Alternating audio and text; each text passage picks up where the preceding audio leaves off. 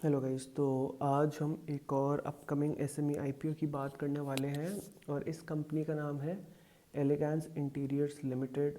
तो जैसे इसके नाम में है इंटीरियर्स, ये कंपनी इंटीरियर सॉल्यूशंस प्रोवाइड करके देती है। बहुत सारी इंडस्ट्रीज़ को केटर करती है, बहुत तरह के सॉल्यूशंस प्रोवाइड करती है ये। जैसे ऑफिस स्पेसेस, जो कॉरपोरेट ऑफिस होते हैं वो तो करती ही है।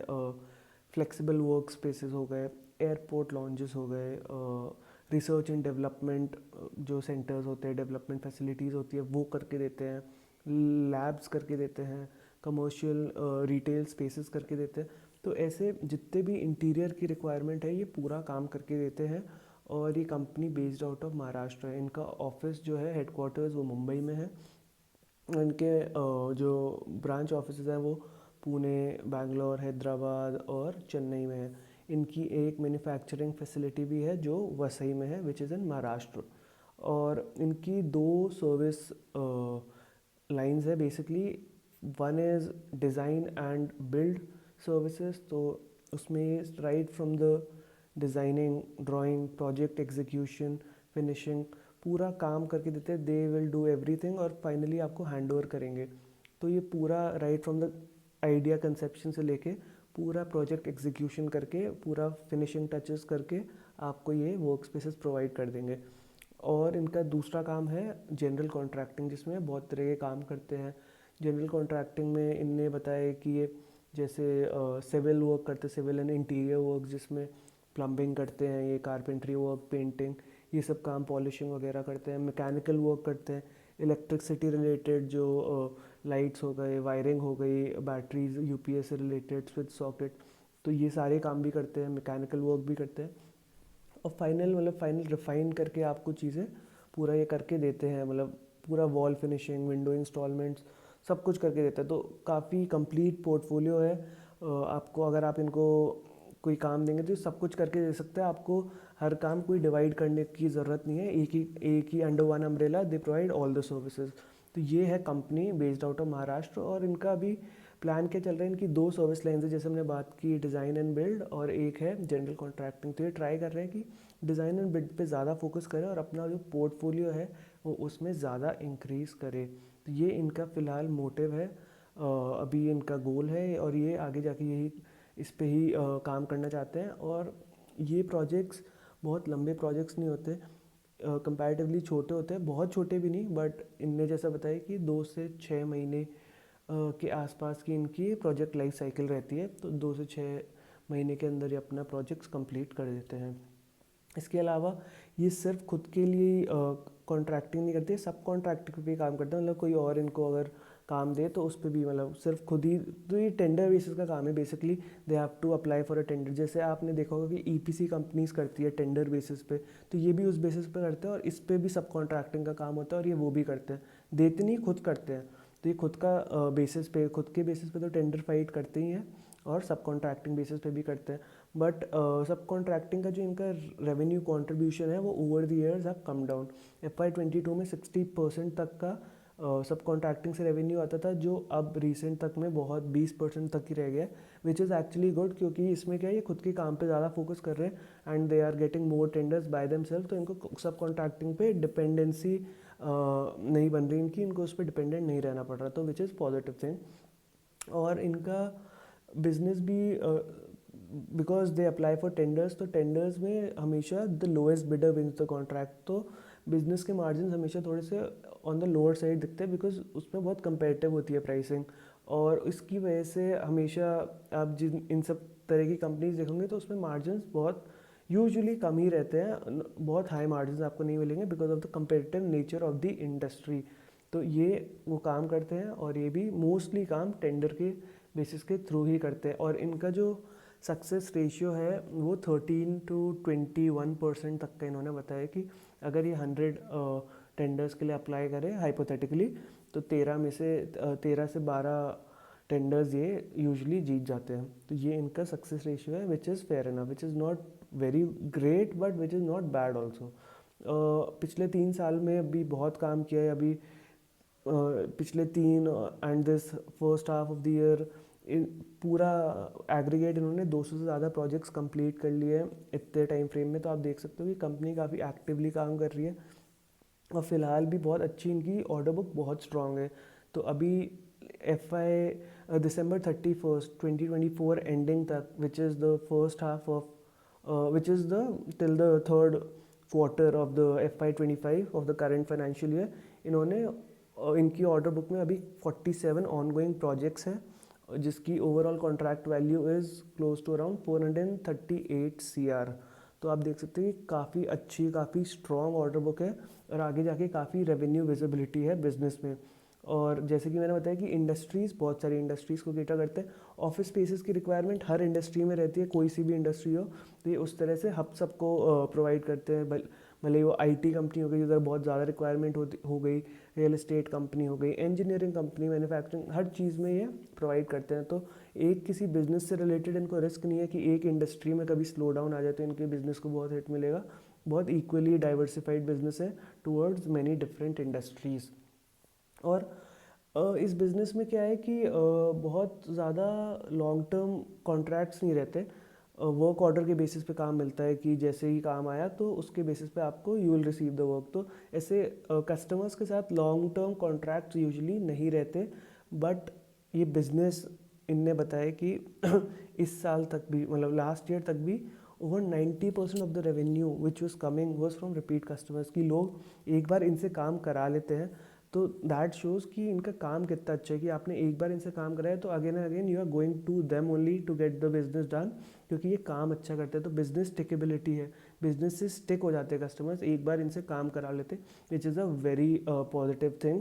और हर साल आप इसका कंट्रीब्यूशन देखोगे तो बढ़ता जा रहा है, जो रिपीट बिजनेस का कंट्रीब्यूशन है, मतलब कि क्लाइंट्स इनसे स्टिक करते हैं, एक बार काम कराने के बाद फिर से इनसे ही काम कराते हैं।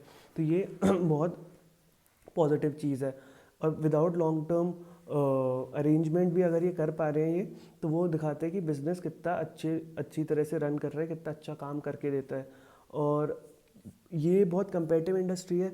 Despite that getting repetitive orders from the existing customers is a very great thing for the business. और ये एक काफ़ी पॉजिटिव चीज़ है जो आपको नोट करनी चाहिए इस बिज़नेस के बारे में।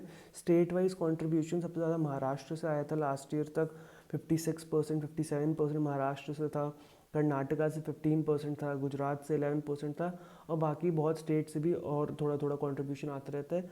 इक्वली डाइवर्सिफाइड तो नहीं है बट बाकी स्टेट से भी आ रहा है। They work in over 10 to 12 states in the country because of the advantage being in Maharashtra, उधर से सबसे ज़्यादा काम आता है और नेबरिंग स्टेट से भी आता है, बट बाकी स्टेट से भी थोड़ा ना थोड़ा काम आता रहता है। काफ़ी पैन इंडिया ऑपरेशन उनके चलते रहते हैं। अभी इस कंपनी में 67 परमानेंट एम्प्लॉयज़ हैं और 434 एम्प्लॉयज़ रिटेंशन बेसिस पे हैं और 727 कॉन्ट्रैक्चुअल लेबर्स है।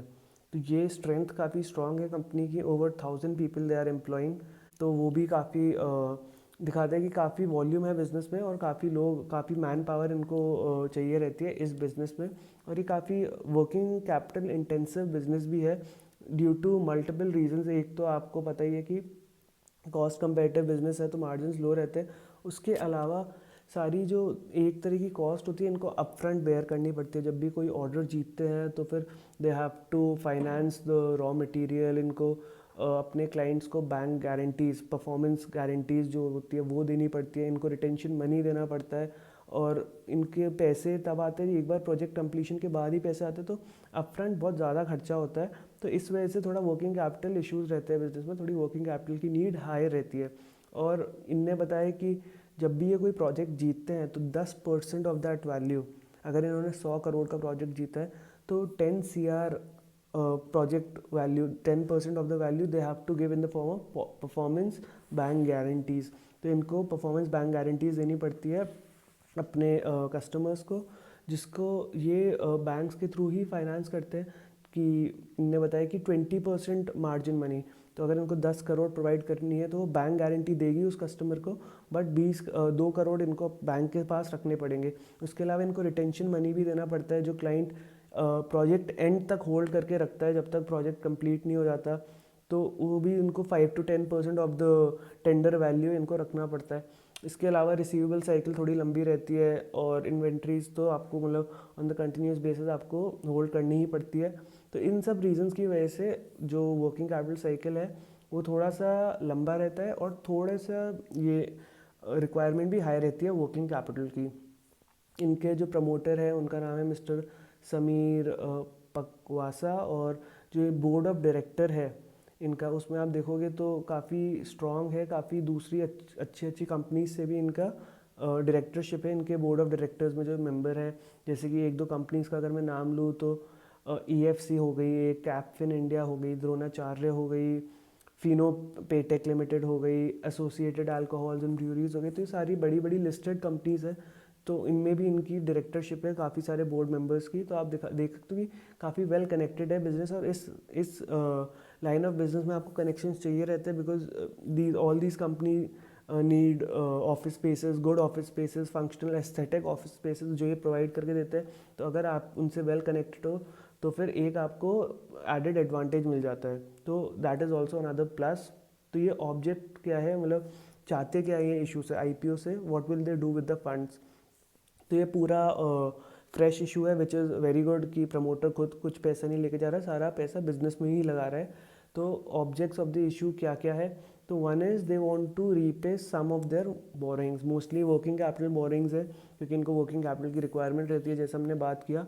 तो ये वर्किंग कैपिटल लोन्स इन्होंने ले रखे हैं जो they want to pay back some of them, full not fully but थोड़ा बहुत जितना ये कर सकते हैं। तो 25 CR इन्होंने बोला है अभी, 25 CR की एक्सटेंट तक they will pay back the working capital loans that they have, the outstanding loans that they have.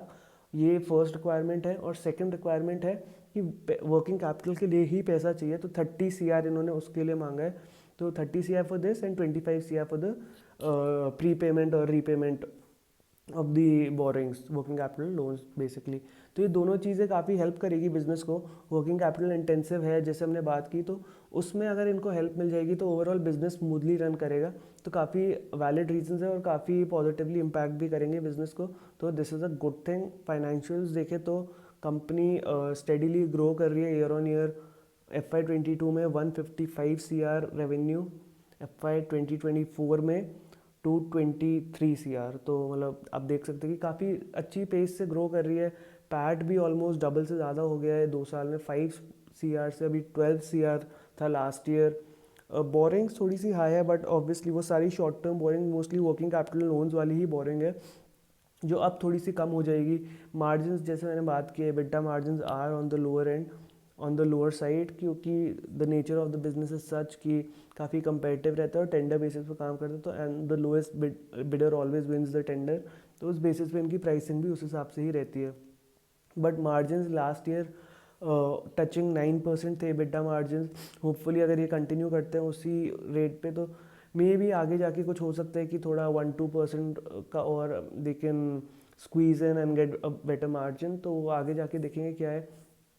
और जैसे मैंने बताया शॉर्ट टर्म बोरिंग्स ही है ज़्यादातर बुक्स में। अभी इनने कोई बड़ा प्रोजेक्ट भी जीता है तो उसकी वजह से they have received a mobilisation advance basically to gather the resources, mobilise the resources 59 CR का।